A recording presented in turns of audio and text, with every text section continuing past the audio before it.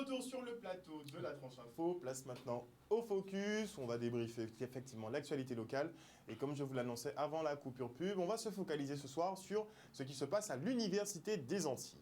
Vous avez vu qu'il y a eu une problématique, il y a eu la fermeture de la filière art et spectacle qui n'a pas plu à tout le monde. On a eu une altercation dans un amphi entre deux universitaires. On n'a pas trop bien compris ce qui se passait à ce moment-là.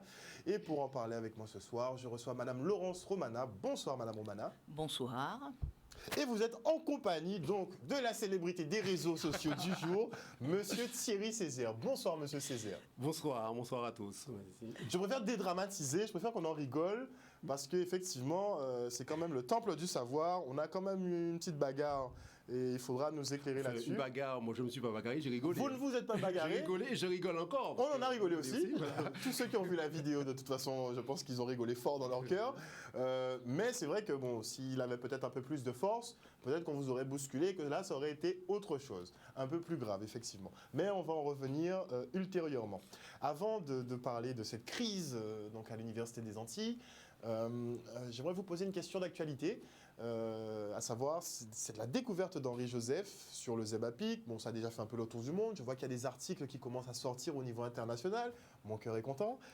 Mais j'aimerais avoir quand même l'avis de la communauté scientifique. Vous êtes chercheur. Alors, que pensez-vous de cette découverte? Est-elle à prendre au sérieux? Est-ce que dans la communauté, c'est une fierté? Dites-nous tout, Madame Romana. Alors, si elle est à prendre au sérieux, je pense que oui, parce que M. Philippe Joseph, quand même, c'est... Joseph, oui. Voilà, pardon. Et quand même un chercheur reconnu maintenant au niveau de la pharmacopée antillaise. Hein.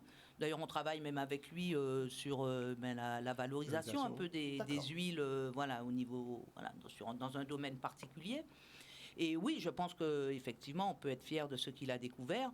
Et je pense surtout, ce qu'il faut faire attention, je pense, c'est ne pas donner plus de poids à sa découverte que ce qu'il n'a lui-même dit, quoi. Je veux dire, des fois, j'entends dire que c'est un anti-Covid, mais il y a toute une démarche après à faire pour montrer effectivement que voilà, ça pourrait être un remède contre le Covid. Mais par contre, bon, je pense que... Alors moi, je ne suis pas biologiste, hein, je ne suis pas non plus... moi, je suis physicienne. Sur les virus ARN, a priori, il est assez confiant. Hein. Voilà, donc faut laisser une belle découverte qu'il faut laisser, il faut qu'elle arrive à se poursuivre, voilà, et arriver à ses fins, je l'espère. Vous n'êtes pas sûr sur la fin des travaux. Non, je confirme ce qu'a dit Laurence, ma collègue, c'est-à-dire qu'Henri Joseph est déjà... Alors, on oublie déjà qu'il a quand même une certaine ancienneté. Hein. Le Virapic, l'effet antiviral de la brique est déjà connu, donc c'est la continuité de ces travaux qu'il avait déjà commencé. Et il y a un processus, donc il ne faut pas oublier qu'il est au début du processus. Donc, on souhaite tous que ça continue et qu'on puisse lui permettre de faire les essais cliniques, qu'on puisse lui permettre de continuer. Et, nous, donc, après le dépôt du brevet... Il y a les essais cliniques aussi à faire derrière. Les essais cliniques par la suite. Oui, il y a les essais cliniques. Donc, on est tous, je ne dirais pas suspendus, mais on espère qu'il n'y aura pas d'embrage à ce qu'il continue ses investigations. Mais c'est quelqu'un qui est reconnu. Les effets sont déjà un petit peu avérés sur les Herbapik. Donc, on n'est pas trop surpris que ça marche. Maintenant, est-ce qu'on pourra maintenant pouvoir continuer et laisser avancer ses recherches? En tous les cas, on sera tous derrière lui pour ça. On travaille déjà avec lui depuis plusieurs années et ces huiles sont déjà... On a déjà testé ces huiles pour des effets... alors, le moringa, l'huile de coco, surtout le moringa, pour des effets qu'on appelle antibologiques, anti-usure. Donc, la recherche en Guadeloupe... Et le galba, parce qu'il a fait des travaux sur le galba aussi. Oui, il a fait des travaux sur le galba. Alors, ce serait bien que si on devait nous inviter sur la tribologie, j'aurais été. C'est bien. Mais en tout cas, je suis très content de votre question parce que ça permet de voir qu'il y a des travaux. Là, en Guadeloupe, on travaille, il y a des recherches de qualité et il faut aussi communiquer sur ça, pas seulement sur les petites bagarres à l'université, mais il y a aussi des chercheurs qui travaillent. Mais c'est pour ça que je suis content de vous avoir ce soir. Bon, on peut régler le rififique à la fac, certes, on peut en parler, mais c'est vrai que les chercheurs, en général, vous êtes très discrets.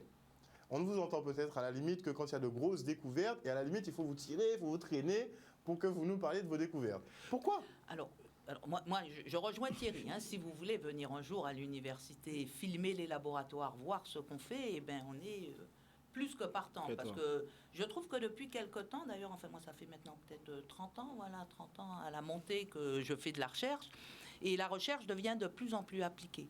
Donc on arrive à faire de la recherche fondamentale, mais on est quand même dans une recherche qui est de plus en plus ancrée dans notre territoire. Dans nos territoires. Je dis, c'est pas la Guadeloupe, mais c'est nos territoires. Et donc ça c'est très important. Je pense que ça peut intéresser fortement la population. Et je pense qu'on ne demande qu'à être mieux connu, quoi, hein. C'est-à-dire que des fois, on est quand même pris un peu dans nos activités aussi, hélas. Parce qu'on sait qu'il y a des travaux sur les sargasses, je sais qu'il y a beaucoup de recherches qui sont effectuées, et on attend peut-être qu'il y ait des résultats probants, mais nous, on est dans l'attente, en fait. Non, j'avoue, vous avez raison, on est assez mauvais communicants. Hein. C'est bien de reconnaître. Mais c'est bien de venir nous chercher un petit peu et de communiquer, de nous aider à communiquer. On a quand même des laboratoires de qualité et nos laboratoires sont reconnus sur le plan international. Et on reçoit des chercheurs du monde entier, de Cuba, d'Haïti, du Brésil, tout. Et nous sommes référents dans plusieurs domaines. Donc, c'est comme un aboutissement de travail de longue haleine sur 30 ans, Laurent dit 30 ans, même plus pour certains, même plus pour certains, où vraiment, on peut dire vraiment que l'Université des Antilles est à prendre au sérieux sur son travail de recherche, vraiment au sérieux, et on est référencé pour ça. Moi, on dira que je suis particulièrement chauvin, mais je pense effectivement qu'on a de très fortes potentialités ici en Guadeloupe, en termes de recherche. Je vois aussi sur les générations qui viennent, puisqu'on est mardi, donc je fais un coucou quand même à l'association WIBACH, à mes jeunes universitaires qui sont là chaque semaine. Ils sont excellents. Oui, madame. Et d'ailleurs, je voulais les remercier. On voulait les remercier de nous avoir cédé ce créneau. Voilà, exactement. donc ça, voilà, un gros merci à eux. Ils ont fait diligence. Non, mais quand je vois des jeunes de cette trempe-là, là, je suis un petit peu plus confiant pour l'avenir, effectivement. Mais après, je me dis qu'on devra leur donner les moyens et j'espère que la faculté, justement, pourra faire le nécessaire pour que les générations futures fassent des travaux brillants qui nous fassent rayonner à l'international. Bon, ça, c'est le petit vœu du soir. On va passer aux choses sérieuses. Donc, toute la sphère des réseaux a pu voir cette vidéo. Donc, vous essayez de rentrer dans un amphithéâtre à l'Université des Antilles. Et on voit quelqu'un donc qui vous empêche de rentrer. Mais vraiment qui vous pousse dans le sens où Péké rentrer là, où soit là. Qui est cette personne? C'est le vice-président de Paul. Donc le vice-président de Paul de l'université. De l'université. Paul Guadeloupe. Alors je vais faire une petite rectification. J'étais déjà dans l'amphi. Ah, je suis de re-rentrer. Non, c'est-à-dire que tout le monde était dans l'amphi. C'est-à-dire qu'il y avait une assemblée générale. Madame Romana avait réservé la salle. Donc, sur le planning, c'est marqué sur le planning réunion de 11h30 à 13h30. Juste avant, il y avait un examen qui était en cours. Après, à 14h, il y avait encore un autre examen. Il y avait d'autres examens. Il y avait l'UFR STAP qui devait avoir cours dans cette salle. Donc, nous, on était juste en comité d'eux, une assemblée générale avec le personnel de l'université. Jusque-là, ça va. Okay. Donc, nous, comme prévu, on rentre dans l'amphi. Donc, on a bien vu qu'ils essayaient de fermer les volets. Donc, on a attendu que les étudiants finissaient en partiel, ceux qui étaient avant. Et nous, on est rentrés, on s'est assis. Et là, arrive le VP Paul. Je la fais courte, parce que arrive le VP Paul et nous dit à tout le monde de sortir. On lui dit, mais pourquoi on va sortir de un amphi où on avait réservé la salle? Ah, donc il voulait mettre tout le monde dehors? Ah oui, c'est ça. Il voulait faire sortir tout le monde. En fait, je pense qu'il ne voulait pas que l'Assemblée générale, que la réunion se tienne. Voilà. Donc, il a voulu annuler la réunion. Ce n'était pas vous, personnellement, qui étiez visé. C'était vraiment l'organisation qui était visée, mais moi j'étais déjà dans la salle, tout le monde était assis, donc je suis seulement sorti prendre une sono, une petite ampli, et rentré. Donc il m'a suivi, et il a attendu que je sorte, et il s'est mis devant la porte à ce moment-là, donc moi je lui donnais dos, donc je me retourne et je vois qu'il est dans la porte, donc j'essaie de glisser dans le coin, donc dans le coin de la porte, et puis évidemment en mettant son bras pour m'empêcher de passer. Bon, la suite, vous la connaissez. Donc, je n'ai pas voulu rentrer dans un amphi où je n'étais pas convié. J'étais déjà dans l'amphi. L'assemblée avait déjà commencé. Tout le monde était assis déjà dans l'amphi. D'accord. Parce que la vidéo, on prend l'altercation en cours. On n'a pas l'avant, on n'a pas l'après. Non, j'étais déjà dans l'amphi. Vous essayez de rentrer dans l'amphi.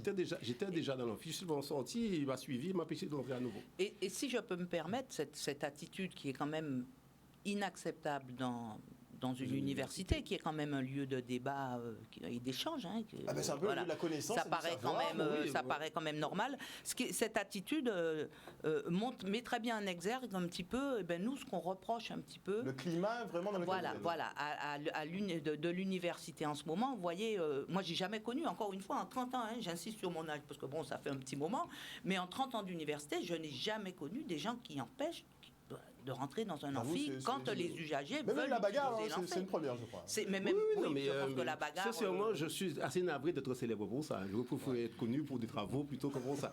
Mais il est trop tard, là, monsieur Césaire, il est trop tard. Clairement, parce que c'est quand même arrivé il y a 2 semaines, ça fait au moins 2 semaines, vous êtes encore sur les réseaux aujourd'hui. Aïe. Aujourd'hui, beaucoup. D'ailleurs. Bon, je vous dis ça, mais n'allez pas regarder. De toute façon, ce n'est pas vous qui êtes mis en cause, c'est principalement donc, le vice-président du pôle. C'est très bon à savoir. Donc, il a essayé d'évacuer tout un amphi alors que vous essayez de tenir donc, une assemblée générale à ce moment précis. C'est quand même assez spécial puisque vous aviez réservé la salle. Bien sûr. Donc, bien sûr. Pourquoi ne pas vouloir qu'une assemblée générale se tienne? Bon, vous n'êtes pas dans sa tête.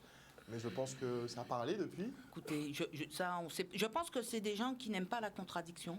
Voilà, c'est des gens qui n'aiment pas... il faut aller dans leur sens, en fait. Voilà. Donc, si on ne va pas dans leur sens, forcément, ils vont essayer de bloquer le dispositif. Mais en fait, on n'allait ni dans ou ni pas dans le sens, on allait débattre des problèmes qu'il y a à l'université, dont il fait partie, certes, mais bon, voilà. Il figure parmi la liste des problèmes. Il figure parmi la liste des problèmes, bien sûr. D'accord. Pour ce type de raison. Pour ce type de raison, c'est-à-dire ce sont des comportements un peu agressifs. Ça a culminé ce jour-là, mais il faut bien voir que des insultes sont assez répétitives et des insultes pas les plus glorieuses. D'accord. Oui, on va chercher derrière les plus crues pour interloquer, pour appréhender des collègues. D'accord. Donc c'est inadmissible. Bon, ça n'empêche pas aux intellectuels d'être des hommes comme tous les hommes, à peu de choses près. Bien sûr. Oui, mais entre collègues, quand même, on espère de rapport. Bien sûr. Quel que soit le milieu. A priori, dans tous les milieux. L'être humain reste l'être humain. C'est-à-dire, il n'y a même pas de raison. Enfin, il n'y a même pas de raison d'être, parce que la preuve, c'est que la réunion s'est quand même tenue. Donc, c'est gratuit. En fait, c'est gratuit. Voilà. C'est gratuit, ça donne une mauvaise image de l'université, ça c'est sûr. Et c'est gratuit parce que nous avons tenu notre réunion, bien évidemment. Donc, c'était tout ça pour rien, à part effectivement faire un scandale que vous auriez pu éviter. Mais maintenant, on veut savoir. Quels sont les problèmes inhérents à l'université des Antilles? On a entendu beaucoup de soucis dans la gouvernance ces dernières années. Il y a eu cette bataille entre la Guadeloupe et la Martinique pendant plusieurs mois. On pensait que le calme était revenu chez vous. Non. Donc, qu'est-ce qui se passe? Alors, vas-y. Depuis déjà plus d'un an, nous avions sorti une lettre ouverte. Une lettre ouverte pour pouvoir s'adresser. Alors, l'idée n'était pas d'attaquer directement des personnes, mais dire qu'il y a un certain nombre de dysfonctionnements. Donc, on avait sorti une lettre ouverte de 80 pages, je ne sais pas si vous avez entendu parler de ça, il y a un an, de 80 pages, sur des dysfonctionnements à l'université. Il y avait peut-être 70 ou 80 signataires. Alors, juste quand on dit « on », parce que vous avez parlé des problèmes de Guadeloupe et Martinique, le « on » est guadeloupéen et martiniquais. D'accord. Donc, on travaille ensemble. Voilà. Donc, Guadeloupe contre Martinique... Non, mais moi, je parle des directions. Non, mais voilà. On ne parle pas des enseignants, des universitaires. C'est au niveau des directions. Non, mais la démarche, la remarque est très importante, parce que nous, effectivement, on ne voulait pas tomber dans ce clivage Guadeloupe-Martinique, mais montrer qu'il y avait vraiment un problème de gouvernance, excusez-moi, parce qu'on ne voulait sortir de cette instrumentalisation. D'accord. Donc il y a une instrumentalisation. Il y a bien effectivement des divergences. C'est normal.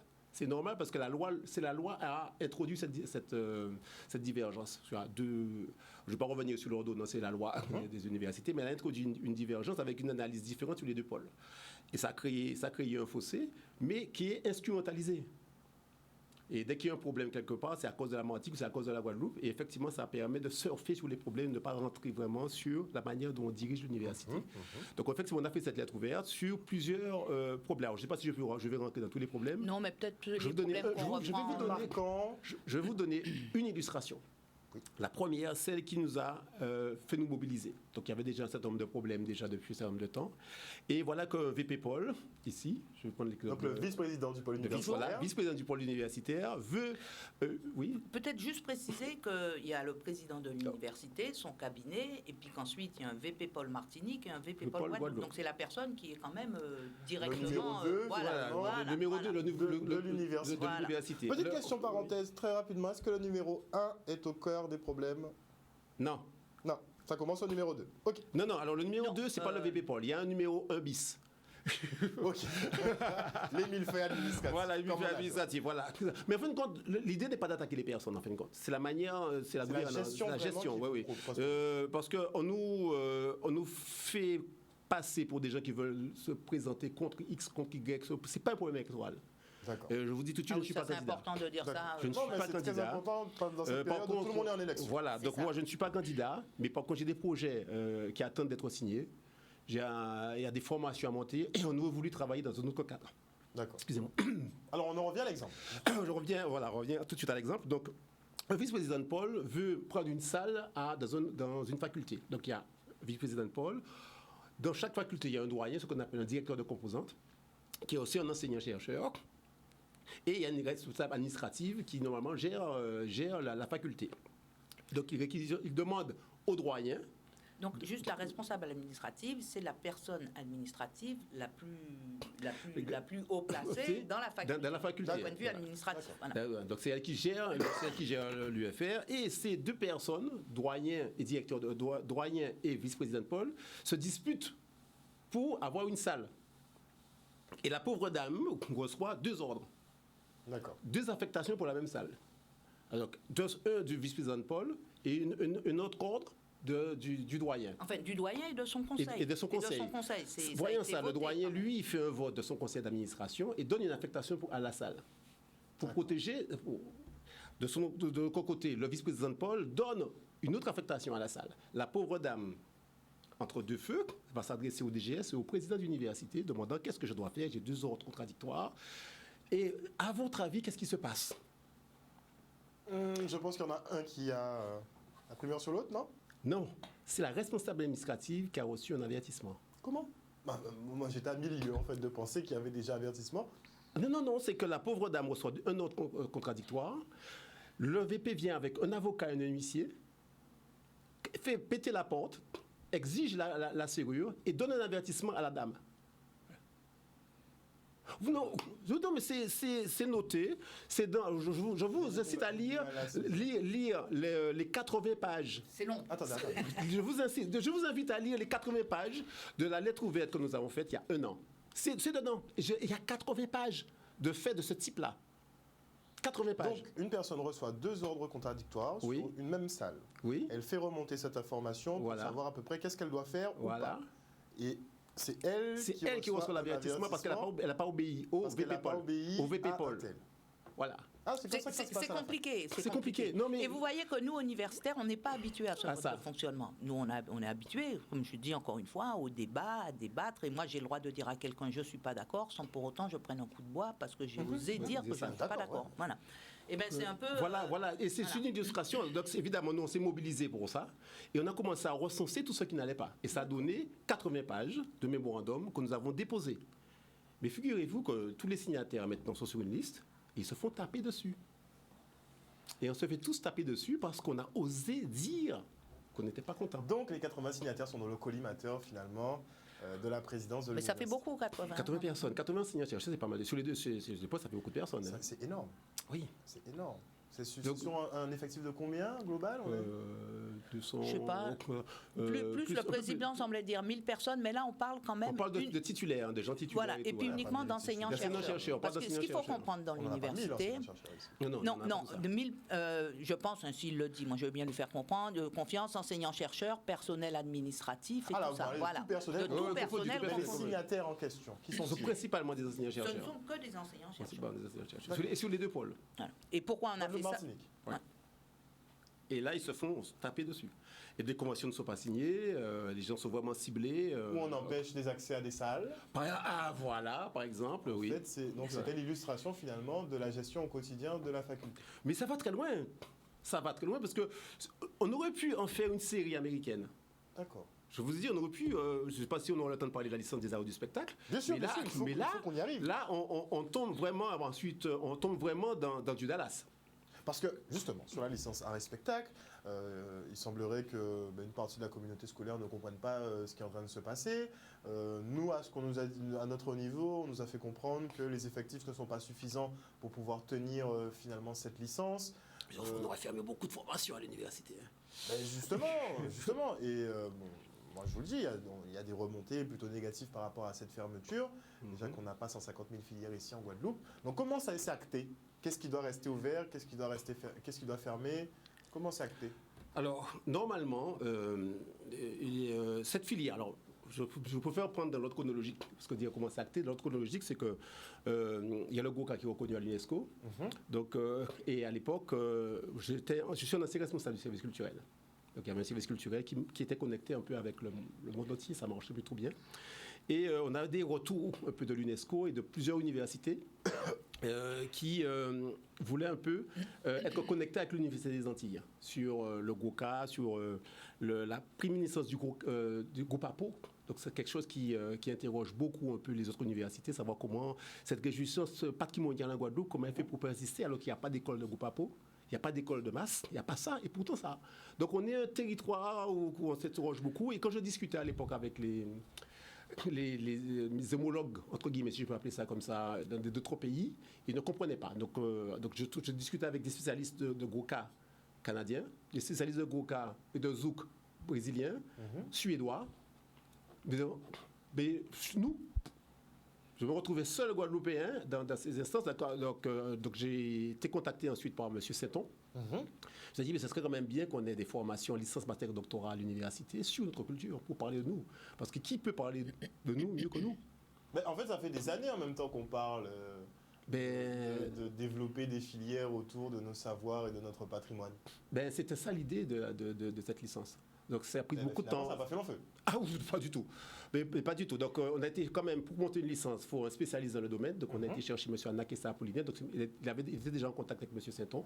Ils y pensaient déjà depuis très longtemps, depuis 2010. Et ça a été, on a commencé à travailler dessus en 2015. Et M. Anakessa a vraiment sorti une maquette très intéressante parce que l'idée n'était pas de former des artistes. C'est pas ça le but du jeu, former des artistes. C'est pas le rôle de l'université. L'idée est vraiment de travailler des gens qui pourront travailler dans le domaine de la culture, autour des artistes. Mais il y a un côté pratique quand même à mettre. Donc en première année, il avait pensé à la mutualisation, donc pas trop de pratique, à des historiens, des lettres et tout. Et en deuxième année, aller vers un peu plus de pratique culturelle. Entre-temps, le service culturel a fermé, donc le pauvre Anakessa s'est retrouvé seul, donc il a monté comme il pouvait sa formation. Et difficilement, parce qu'il a demandé des moyens à M. Merrill, qui était un ancien vice-président de Paul, qui est décédé depuis, et il avait donné ses moyens. Il avait donné 4 moyens humains. Arrive un nouveau vice-président de Paul. Peu de moyens humains, j'imagine. Voilà. Au décès de M. Merrill, évidemment, il redemande les moyens qu'il avait déjà actés, et cette nouvelle équipe a refusé de donner les moyens. D'accord. Donc quand on vient nous dire qu'il n'y a pas d'effectifs suffisants, c'est eux qui ont décidé. C'est eux qui ont décidé de ne pas donner les moyens. D'accord. Mais c'est pas tout, parce que je vous dis que ça, attention, c'est une série. Ok. En juin 2020, M. Anakessa est en France, à Paris, il est au ministère des Affaires étrangères. Et là, il reçoit un coup de fil, on lui demande de fermer la 3e année. Il dit non, qu'il ne peut pas fermer la 3e année. Alors figurez-vous que le ministère des Affaires étrangères, ils ont d'énormes problèmes en Afrique en ce moment, parce que la Chine est en train d'envahir. Voilà. Donc ils sont en train de chercher des nouvelles directions pour pouvoir, travailler et rester en contact avec la partie de BNF francophone de l'Afrique. Et cette licence des arts du spectacle était tout BNF, parce qu'ils ont pu avoir des co-diplomations avec le Bénin et le Nigeria. Le Nigeria, avec la Guadeloupe qui se retrouve être porteur de projet. Donc 2 millions pour la Guadeloupe en porteur de projet. Et une autre co-diplomatie avec le Nigeria, portée par Aix-Marseille. Aix-Marseille, c'est la référence en matière d'ethnologie en Europe. De 400 000. Vous ne travaillez pas en concert avec l'école régionale de la deuxième chance, non? Non, Ils ont signé un peu non. les mêmes enfin, avec les mêmes Oui, pays. mais Aix-Marseille, c'est normal, ce sont eux qui forment les ethnomusicologues. Ok, Donc c'est d'accord. pour ça, oui, c'est la référence en matière d'ethnomusicologie, Ok. Aix-Marseille. Donc c'est normal que Madame Dahomey et tout, ils ont passé leur master 2 là-bas. Donc il explique à cette gouvernance qu'il ne peut pas fermer la 3e année parce que là, il est en train de parler une convention avec des co-diplomations pour la Guadeloupe. Sur quand même donc fermons cette 3e année, c'est se tirer une balle dans le pied. Et non, on leur a demandé de fermer quand même. Et ils ont insisté.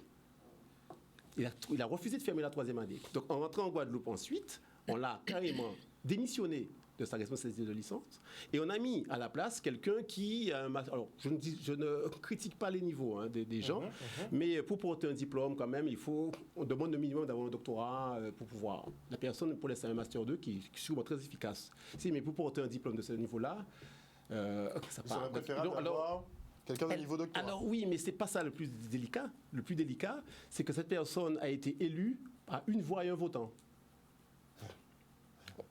Ils ont organisé un vote avec une personne et un votant qui a voté pour Comment elle. c'est possible? Je ne l'invente pas là. Je ne suis pas venu dire ça. Voilà. C'est tout ça qui nous ulcère. Même en dictature, ils demandent quand Mais même. je vous dis, j'ai pas fini. Je vous dis que c'est une série. Désolé, mais franchement. Je vous dis que c'est une série. Ce n'est pas fini. Ce n'est pas fini. Donc, elles se retrouvent responsables de la filière. Et entre-temps, ils font un vote. Alors, le DPLSH, c'est devenu maintenant un UFR. C'est l'UFR Roger Thompson. Donc, il faut un conseil d'administration. Ce conseil d'administration va voter sur la fermeture de la première année. On est passé de la 3e année à la première année. Eh bien, ils ont voté contre la fermeture. Sauf une voix. Contre, sauf une voix, le doyen. À votre avis, quand on réunit une instance administrative, on fait un vote, quelle est la décision qui remonte au conseil d'administration? C'est la plus haute instance, toujours. C'est là? C'est la plus haute instance décisionnelle. Oui, c'est-à-dire que c'est normalement c'est le conseil d'administration qui a voté. Eh bien non. Ils ne se sont pas occupés du vote du conseil d'administration et c'est c'est la décision du doyen qui a dit qu'il veut fermer et c'est cette décision qui est montée. Ce qui a induit la première grève que vous avez eue à Saint-Claude, où les étudiants se sont mobilisés contre cette fermeture. Donc vous avez vu un peu l'illustration et je peux encore continuer puisqu'ils ont refusé de signer les conventions. Parce que s'ils signent la convention, ils sont obligés de laisser ouverte cette formation. Donc ils refusent 2,4 millions pour ça. Donc on est dans des batailles d'ego et de personnes. C'est de l'ego, c'est de l'ego. On n'est pas là pour la Guadeloupe. Alors j'ai une question. Oui. J'ai une question. Est-ce que cette filière intéresse? Est-ce que les étudiants? Il y a 40 étudiants inscrits dans cette filière. Ah donc elle n'est pas vide. Elle n'est pas vide. Non. Ah d'accord. Non, on aurait pu penser. C'est loin d'être vide. C'est loin d'être vide. 40 étudiants. Alors 40 étudiants parce que le barème est à 40. C'est-à-dire qu'il y a ce qu'on appelle le numerus clausus qui est bloqué à 40. C'est-à-dire qu'on élimine des jeunes qui s'inscrivent pour rester à 40. D'accord. Oui. Donc, en tout cas, il y a une demande. Il y a une demande, oui, ça correspond. On a quand même deux formations. Qu'il y a la fermeture. On a 2 formations en Guadeloupe, 2 bacs, un bac au lycée Carnot qui prépare pour les. Ils sont excellents, les jeunes du lycée Carnot. Et on a aussi les jeunes de Faustin Fleurette aussi qui sont dans un bac spécialisé, qui peuvent alimenter aussi une filière. On ne prend pas simplement des jeunes qui peuvent être artistes, mais qui peuvent aussi faire une carrière dans le domaine culturel. Donc c'est absurde. On a du mal à comprendre. Ok. Du coup, nous, on commence à mieux comprendre. Donc, tant mieux, si vous comprenez mieux, non, mais c'est bien. Bien sûr, parce que c'est bien de voir la bagarre, mais il faut qu'on ait, les éléments. Je pense que ce qu'a dit Thierry, là, illustre très bien les dysfonctionnements qu'il y a à l'université. Et d'ailleurs, c'est pour ça qu'on appelle, enfin, je vous dis ça, mais il y aura un mouvement de grève à l'université le jeudi 18. Voilà, et en gros, ce qu'on reproche, c'est le déni de démocratie, le harcèlement sur les personnes. Il y a le respect des institutions. Le respect des instances. Voilà. Vous savez que nous, normalement, outre le président, le VP, après, on a des conseils. On a des conseils où nous, individus lambda, on a élu nos représentants. Et ces conseils sont de plus en plus bafoués. Alors après, il y a des commissions ad hoc qui sont créées, mais voilà, enfin, on veut plus de ça, nous on veut un fonctionnement universitaire. Voilà. Vous voulez revenir à un fonctionnement normal. Oui, voilà, où il n'y a pas d'abus de ce genre-là. Voilà. Pour prendre l'exemple encore du vote du CA, vous avez, la réponse c'est que le CA a décidé. Effectivement, le CA a décidé et a confirmé la fermeture. Mais pourquoi le CA a confirmé la fermeture? C'est qu'il y a eu un doyen qui est venu présenter à charge pour la fermeture et personne en face pour contrebalancer. Donc dans un conseil d'administration, on invite la seule personne qui a dit non à la fermeture, qui parle à charge pour dire oui, il faut faire, mais il faut faire. Mais les autres qui n'ont pas les éléments vont voter en fonction de la seule personne à charge. Et personne n'a fait pour contrebalancer. Et ce sont des processus qui sont, c'est pas qu'à l'université, mais ce sont des processus qu'on connaît. Lorsqu'on veut faire basculer un vote de conseil d'administration, on présente à charge ou en défaveur. Donc il y a une manipulation un peu des instances démocratiques En fait, moi, pour résumer, la politique politicienne est rentrée à la faculté. C'est exactement voilà, ça. voilà, je dis qu'on a. Voilà, c'est ça. Ça n'a pas sa place là. Voilà. Ça n'a pas, clairement, c'est le temps C'est du savoir. Pas de la politique. Voilà. Et il y a une manipulation. On prendra ça comme slogan. C'est pas mal, c'est très bien, merci. Mais, c'est pas mon idée. oui, mais vous savez, pour revenir sur la manipulation Guadeloupe-Martinique, donc cette licence est basée en Guadeloupe et demande des moyens.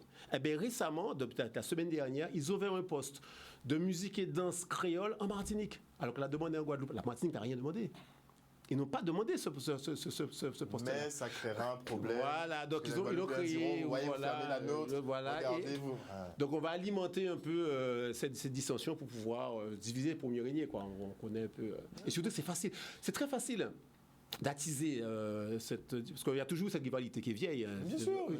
Qui est vieille et qui à la limite qui peut être une émulation positive. Si la rivalité n'est pas dans ce contexte-là. Non. Oui, on soit d'accord. Qui pourrait, voilà.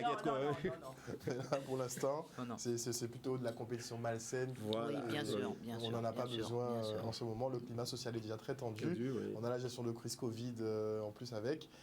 En tout cas, on aimerait que la sérénité, on espère que la sérénité reviendra au sein de la faculté des Antilles quand même. Vous pensez pouvoir faire une médiation avec le vice-président du pôle pour sortir de cette gestion un peu dictatoriale, entre guillemets? Nous, c'est le but du jeu. On n'est pas contre, on n'est pas forcément contre les personnes. On est contre leurs attitudes. Mais on n'est pas contre les personnes. L'idée, c'est qu'on sorte de cette situation et qu'on puisse réellement fonctionner comme une université. On a besoin du cerveau de tout le monde. On a besoin de travailler ensemble, on a besoin d'avoir confiance dans notre gouvernance et que cette confiance revienne. Donc, mais il faut qu'ils nous entendent, voyez-vous. Si jamais on arrivait à ces extrémités de rentrer en grève, ce qui est quand même très fatigant, et rare. Très rare, vous avez raison, et fatigant quand même, et on a autre chose à faire. Moralement, c'est pas évident. Voilà. Eh bien, c'est bien parce que on n'arrive pas à se faire entendre et que ça sera l'occasion, on l'espère, pour que notre président, la présidence et les VP nous entendent. Et pourquoi M. Jeanqui ne vient pas mettre un ordre dans ça? Ah, mais il pense mettre un ordre, mais la façon dont il va le mettre, on n'en veut pas. Voilà, c'est ça. Voilà. C'est ça, parce qu'on n'est quand même pas des enfants qu'on va venir nous nettoyer par les fesses. C'est-à-dire que lui, oui, c'est-à-dire que lui, sa vision de l'ordre quand même, parce qu'il faut trancher, mais il faut. Sa vision de l'ordre n'est pas tellement différente de ce qui se passe. Moi, je pense que ce qui se passe là ne se fait pas sans son consentement. Je pense qu'au contraire. Vous savez, lorsqu'on a un comportement autoritaire au plus sommet, on fait une pression sur un chef de service qui va faire rejaillir la pression sur les autres. Donc il y a un goulot d'étranglement et tout le monde en dessous suffoque. Tout le monde en dessous qui empathie. Voilà. Oui. Mais vous en avez un peu assez à votre niveau. Et si on veut éviter des complications dans les jours à venir, j'avoue que 2 grèves, quand on nous a dit la semaine dernière, après le jour de grève, qu'il y aura un autre jour de grève des enseignants-chercheurs à l'université. Qu'est-ce qui se passe? Clairement. Quelle mouche les mais très clairement. On a eu des mobilisations étudiantes, on a déjà eu beaucoup de choses à la faculté, mais que les enseignants-chercheurs... donc ça traduit un ras-le-bol. Qui surtout depuis longtemps. Voilà, et qui touche vraiment notre outil de travail. C'est-à-dire que pour l'instant, les conventions de recherche ne sont pas signées. Il y a un mal-être qui est assez visible sur le campus et je pense qu'on a besoin de revenir à la pression. On souhaite revenir à un climat serein. Et puis surtout, Laurence l'a dit, le fait d'être entendu, et ça va vraiment libérer des tensions. C'est vraiment très important. Il faut soupape de décompression, sinon ça m'aide. Donc effectivement, venez en discuter ici. Mais on peut même recevoir le vice-président du pôle. Mais invitez-le. Pour un débat contradictoire, même un débat contradictoire, et qui nous explique un peu ses méthodes de gestion. Ça serait bien, ça. Parce que 80 contre 1... Non, on fera pas ça. Non, il y a 80 avis dans un courrier. Il n'est pas tout seul, ce qu'on essaie d'expliquer. C'est-à-dire que le VP Pôle, vous avez compris qu'il y a... Voilà. Oui, parce que je pense qu'on veut éviter de... Depuis la nouvelle gouvernance, finalement. Bien sûr. Voilà, oui, on veut éviter de cibler, parce qu'on a l'impression qu'on cible... Ça se voit un petit peu, M. Césaire, finalement. Non, c'est pour ça qu'on n'a pas prononcé de prénom. De nom, pardon, excusez-moi. On n'a pas prononcé de nom. C'est-à-dire qu'on n'est pas sur un individu, on est sur une gestion d'une équipe. C'est pas pareil. J'ai très bien compris que c'est vraiment la présidence, et donc que ça a basculé vraiment il y a peut-être 5-6 ans, quand la présidence a changé en fait. C'est ça. Ok. C'est ça. Merci en tout cas pour ces explications et d'avoir fait un peu la lumière sur cette altercation qu'on a pu apprécier sur les réseaux entre M. Césaire et le vice-président du pôle universitaire Antilles.